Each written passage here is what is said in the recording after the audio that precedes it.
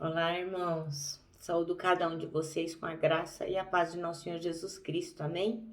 O meu nome é Miriam Anita e estou aqui para compartilhar com os irmãos o texto Aprendendo a Meditar na Palavra de Deus. Esse texto foi escrito pelo pastor Judiclei Santos. Então, não fui eu quem escrevi o texto, ele está no Manancial, que é uma publicação de meditações diárias da União Feminina Missionária Batista do Brasil. Então, eu só vou ler com os irmãos e contar aquilo que eu entendi, ok? Então, isso dito, vamos iniciar orando? Senhor Jesus, em teu nome pedimos que tu nos ensines a meditar na tua palavra, que essa meditação nos traga ações verdadeiras no nosso viver. Em teu nome que pedimos. Amém. Meus irmãos, então, olha, novamente vamos ler o Salmo 1. Nesse início de ano aqui, acho que essa é a terceira ou a quarta vez que a gente vai ler o Salmo 1, mas cada vez com um enfoque diferente, né? Uma vez a gente estudou sobre o caminho da felicidade, sobre o caminho do justo e o caminho do ímpio. A outra vez aprendemos sobre encontrar prazer na palavra de Deus. E agora nós vamos aprender a meditar na palavra de Deus. Então, vou ler com os irmãos o Salmo 1, que é o salmo da nossa meditação, assim como foi o de ontem. Só que hoje eu vou ler em outra versão, tá bom? Então, diz assim: Bem-aventurado o homem que não anda no conselho dos ímpios, não se detém no caminho dos pecadores, nem se assenta na roda dos escarnecedores. Antes, o seu prazer está na lei do Senhor e na sua lei medita de dia e de noite. Ele é como a árvore plantada junto à corrente de águas, que no devido tempo dá o seu fruto, e cuja folhagem não murcha, e tudo quanto ele faz será bem-sucedido. Os ímpios não são assim. São, porém, como palha que o vento dispersa. Por isso, os perversos não prevalecerão no juízo, nem os pecadores na congregação dos justos. Amém? Bom, irmãos, então o nosso versículo de hoje é o versículo 2 e diz assim: Antes, o seu prazer está na lei do Senhor e na sua lei medita de dia e de noite. Então a gente hoje vai aprender a meditar na palavra de Deus. Então o salmista nos ensina que o prazer pelas escrituras, ele cria em nós um desejo por meditar nela assim, de forma diligente, de forma aplicada. Então, o verbo hebraico para a palavra meditar, para o verbo meditar, significa refletir, contemplar, contemplar algo assim, pensando detidamente naquilo, proferir palavras com voz baixa e suave. Meditar nas escrituras é repeti-las calmamente, em som suave e baixo, abandonando interiormente as distrações exteriores. Então, o verbo meditar, aqui na nossa origem, na origem latina, significa, entre outras coisas, preparar para a ação. A meditação nas escrituras, portanto, não é um fim em si mesmo. Antes, o propósito da meditação é conduzir a gente a viver na prática daquilo que a gente medita. Então, a meditação é o ato de trazer à mente várias coisas conhecidas sobre os procedimentos, as peculiaridades, os propósitos e as promessas de Deus. Pensar, deter-se nelas e aplicá-las à própria vida. Quem disse isso foi o J.I. Packer. Então, Deus disse a Josué: Não se aparte da tua boca o livro desta lei. Antes, medita nela dia e noite, para que tenha cuidado de fazer conforme tudo a quanto nele está escrito. Porque então farás prosperar o teu caminho e serás bem-sucedido. Isso está lá em Josué, capítulo 1, versículo 8. Bom, então, irmãos, eu hoje vou me deter na questão de realmente meditar. Então, muitos de nós não têm a mínima ideia do que seja meditar, né? Como que vai meditar na palavra de Deus? Por quê? Porque não entende a diferença entre ler, meditar e estudar. Então, se você não entende a diferença entre ler, meditar e estudar, você vai acabar cometendo erros de interpretação bíblica e muitas vezes vai achar que Deus, não está falando com você, não está te ouvindo e não diz nada ao seu coração através da palavra. Mas isso é porque o irmão não está meditando, e sim somente lendo a palavra ou estudando. Então, a primeira coisa que a gente tem que pensar é que nós temos que seguir alguns passos para que a nossa meditação possa surtir algum efeito. E o primeiro dos passos é: nós temos que orar a Deus, pedindo que Ele nos ilumine, nos dê entendimento através do Espírito Santo. Para quê? Para que a gente possa entender o que vamos ler, para que o Espírito Santo nos dê compreensão para entender as verdades bíblicas e que a gente consiga descobrir como meditar na palavra de Deus. Porque a Bíblia diz que se a gente precisa de sabedoria, a gente tem que pedir para Deus que Ele dá. Então, para tudo, orar sempre é o primeiro passo. Então, antes de fazer qualquer coisa, o irmão deve começar orando, pedindo que o Senhor se envolva naquela ação, naquela meditação, naquela reflexão que o irmão vai ter naquele momento. Então, o segundo passo é procurar o texto. Então, já que você está orando para o Espírito Santo te orientar para essa meditação, peça também a Deus, ao Espírito Santo, que te oriente qual é o texto que você deve estudar, qual é o texto que você deve meditar nele, que texto que vai falar com o irmão. Porque às vezes Deus já tinha até colocado no seu coração o texto que Ele quer que o irmão medite, mas através da oração a gente pode confirmar ou não se esse é o texto que a gente deve realmente meditar. O passo número 3 a gente tem que separar um tempo para meditar. Então não pode ser bagunçado, não pode ser de qualquer jeito, não pode ser, vou fazer aí na hora que der. Não. Deus, Ele quer, Ele se alegra que a gente tire um tempo para Ele.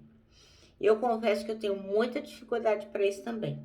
E eu peço a Deus que possa a cada dia melhorar isso em mim, porque realmente para mim é tão difícil conseguir parar, porque eu tô sempre me mexendo, sempre fazendo alguma coisa. Isso não é bom. Deus quer que a gente pare para meditar. Então, assim, a gente tem que analisar qual que é o melhor horário para a gente meditar.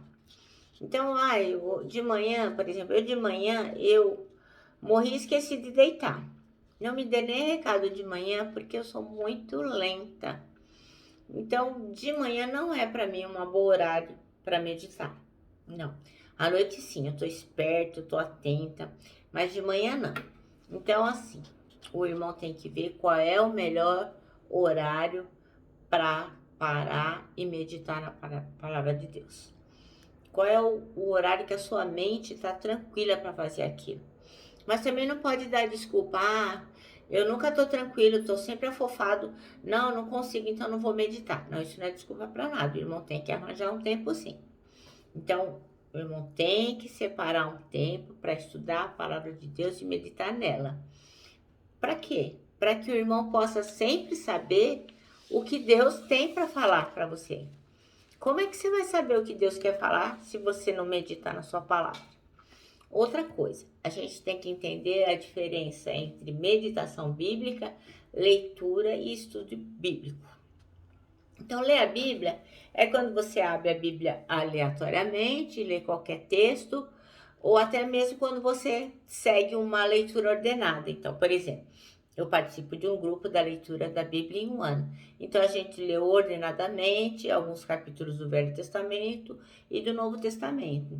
Então, a gente só tem a meta de ler toda a Bíblia em um ano, mas a gente só está lendo a Bíblia.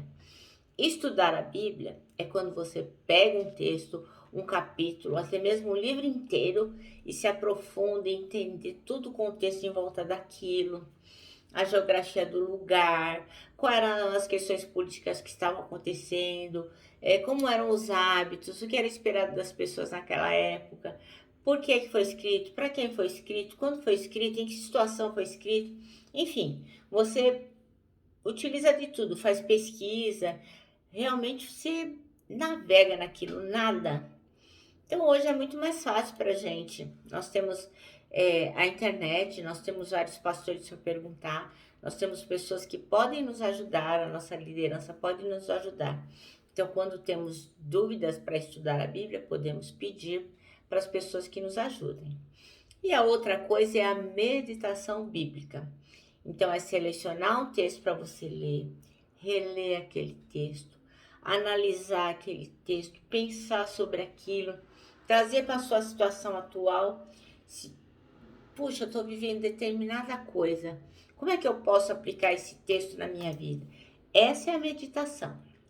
Então, quer dizer, é importante que você leia e releia e analise o texto que você escolheu para ler.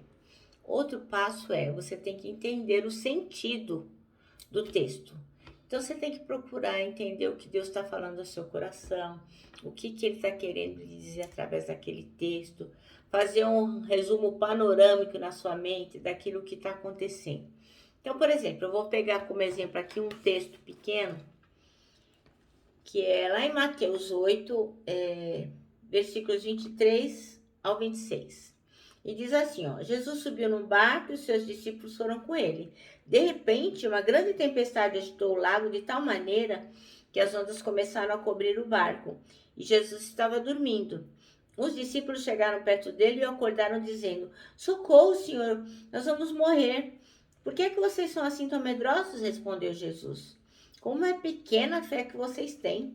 Ele se levantou, falou duro com o vento e com as ondas e tudo ficou calmo. Então eles todos ficaram admirados e disseram, que homem é esse que manda até no vento e nas ondas? Então esse é um texto que eu peguei como exemplo. Então a gente tem que fazer o quê? Eu vou meditar nesse texto, eu vou pensar o que Deus quer dizer. Ah, Ele está querendo dizer que a gente tem que ter fé, que por pior que seja a situação, por mais desesperadora, a gente tem que confiar. Então é uma forma resumida de entender o que Cristo diz. Por quê? Muita gente pula esse passo e é um passo super importante. Tentar entender o sentido do texto. Outro passo importante para você meditar na palavra é aplicar o texto da meditação na sua vida. Então, muitos de nós, quando vamos fazer uma meditação diária, a gente está passando por problemas, principalmente nesse tempo de pandemia, a gente está aflito, preocupado, e aí a gente quer buscar uma solução na palavra de Deus. E a gente quer saber o que Deus tem para falar, ou seja, geralmente a gente medita esperando receber um alívio, uma paz, uma bênção, ou realmente ser acalmado por Deus através da palavra. Então, agora o que você vai precisar fazer? Trazer aquele texto para a sua realidade. Então, você vai tentar explicar o sentido do texto na sua vida. Isso é uma meditação bíblica. Então, por exemplo, a gente não leu aquele texto lá de Jesus? Ah, você está passando por uma aflição, e o texto que nós lemos lá, que Jesus acalmou o mar, deixa bem claro que o barco onde está Jesus não quer dizer que não vai passar por problemas, mas ele não vai afundar. Por mais que pareça que vai virar o barco, Jesus não deixa afundar. Então, no nosso exemplo, essa seria a aplicação da minha meditação.